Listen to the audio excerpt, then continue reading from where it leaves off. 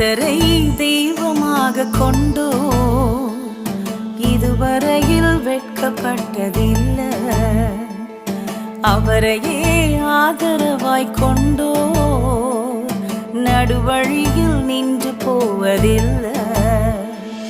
வேண்டும் போதெல்லாம் என் பதிலானாரே, வாழ்க்கை முழுவதும் என் துணையானாரே. ஜெபிக்கும் போதெல்லாம் என் பதிலானாரே, வாழ்க்கை முழுவதும் என் துணையானாரே.